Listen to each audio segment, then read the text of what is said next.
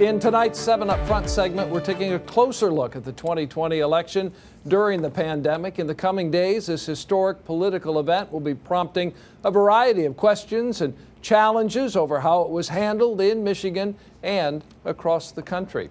Joining me tonight is Aghogho Edevbie, who is the Michigan State Director for All Voting is Local, an organization that works to dismantle barriers to voting. We thank you for being here tonight. Let's start with the chaos surrounding this election, everything from the counting of absentee ballots to lawsuits now being filed by President Trump. Just a quick initial reaction to what's unfolded here over the last 24 hours or so. Well, I think we've seen democracy in action. People came out in great numbers, the highest number of votes we've ever had in the state, and people's voices are being heard, and I think we should celebrate that. Of course, there's been some controversy because of the closeness of the vote nationwide and in the state, but ultimately the votes have been counted, and that's a great thing.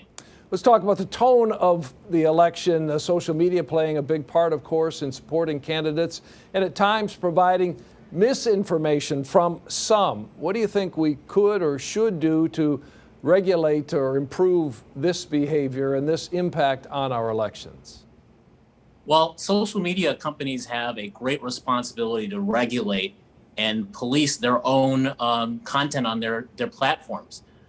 These pieces of information that are being spread have tremendous influence over people who vote and are the coverage and news organizations like yours. So it's important that these social media platforms take better steps to make sure that there's good information coming out for them, for the public. What do you think the lessons are that we learn going forward that will help improve our next election?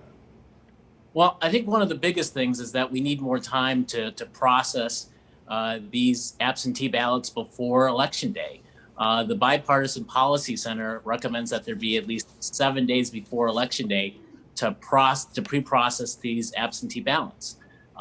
There was only 10 hours in Michigan if your community was above 25,000 people. That's just simply not enough. And the events of today demonstrate that. So the legislature, hopefully in the days ahead and the weeks ahead and before the next big election, will take steps to rectify that issue and give people, the clerks, more time.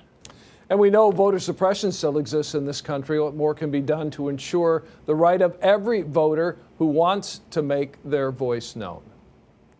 Yeah, we had played a really strong role with the ACLU and the NAACP and a number of other organizations in pushing out 866 Our Vote, where people all across the state and all across the nation could call this number. But we need our elected officials to step in and also make sure that they're putting forth the right message to discourage any type of negative actions by people of the citizenry. It will be interesting. Certainly, this election has been, and it's not over yet. All the counting is not done yet in some of the key states across the country. Count every vote. That's right. Count every vote. That is what all of us should want on each and every election. Aghogho Edevbie, we appreciate you joining us tonight. Thank you for your time and continued good luck to you. Yeah, thank you so much for having me on.